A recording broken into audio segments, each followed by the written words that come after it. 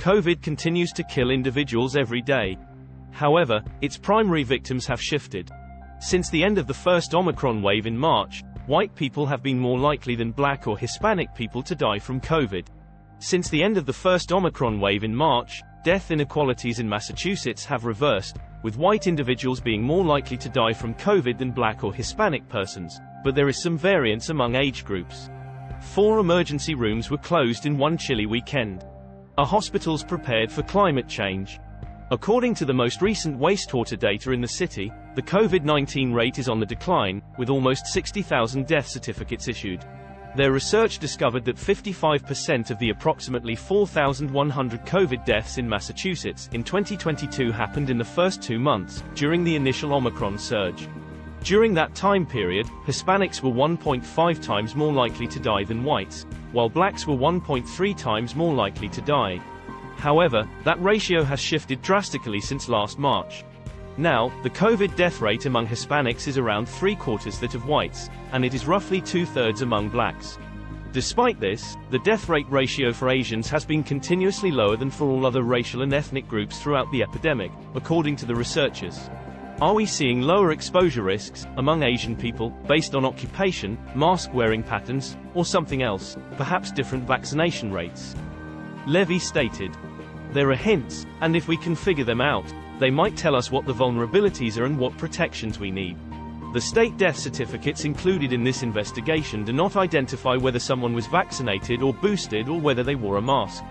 The BU research ignores potential differences in immunity from vaccination or previous illness, as well as people's access to care and how these factors may have altered during the epidemic.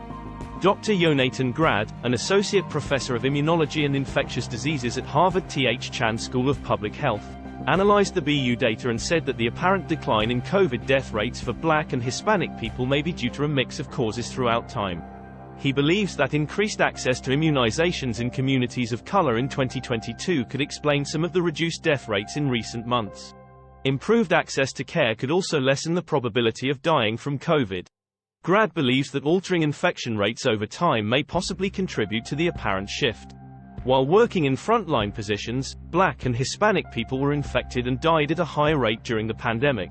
More white people were exposed last year as masking and other social safeguards were relaxed and more people returned to workplace sites.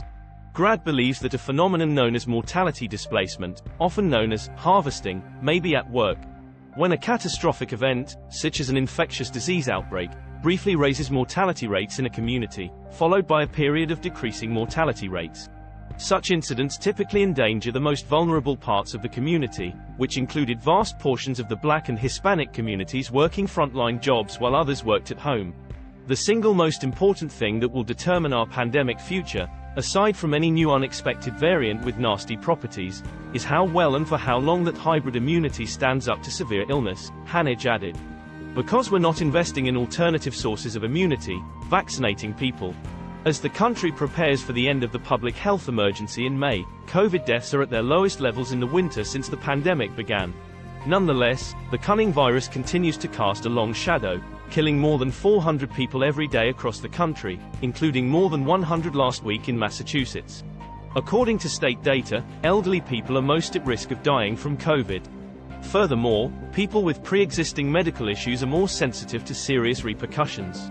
However, new research indicates the role that extended COVID may have in pandemic deaths, highlighting how much is still unknown about the virus we once dubbed novel. COVID long. Indira Canario aspired to be a family physician and was enrolled in nursing school when she died in October.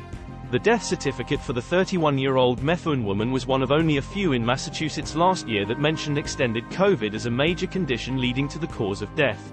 Federal experts recently examined death records across the country and concluded that lengthy COVID can be fatal, accounting for almost 3,500 fatalities between January 2020 and the end of June 2022. However, researchers noted the illness, which is still poorly understood, accounted for fewer than 1% of the more than 1 million deaths in the United States for which COVID-19 was the underlying or contributing cause during that time period. They also discovered that adults over the age of 65 accounted for the biggest proportion of protracted COVID fatalities.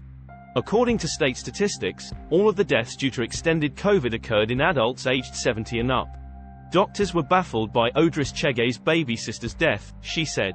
Canario had high blood pressure but was generally healthy, according to Chege, and had been vaccinated in early 2022. Canario contracted COVID last July and began having difficulty breathing. She was treated and healed swiftly, but she experienced strange side effects that lasted, according to Chege. Her blood pressure and eczema drugs stopped working properly, she became frequently exhausted, and she began retaining excessive amounts of water. Her gums expanded as well.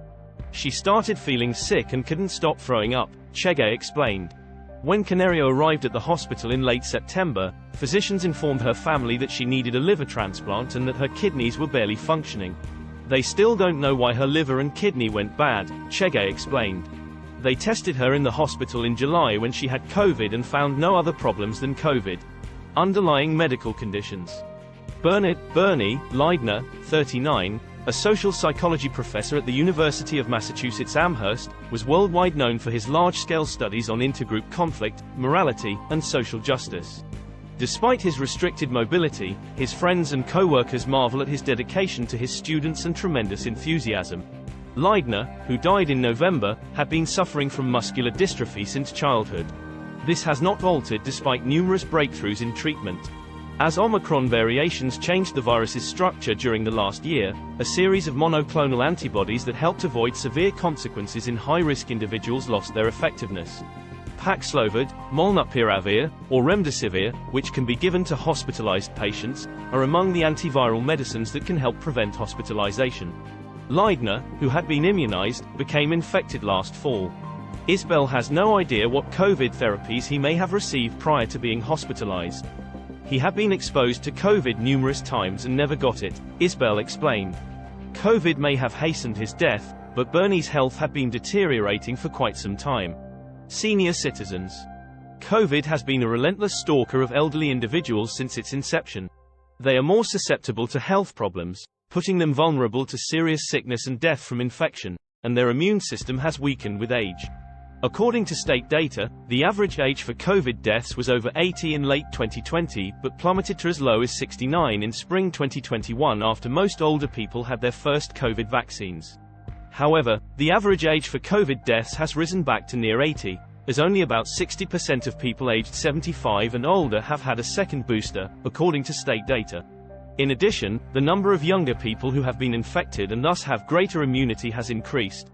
Because the proportion of younger people who have had COVID is so high now, the ages of COVID deaths are increasing.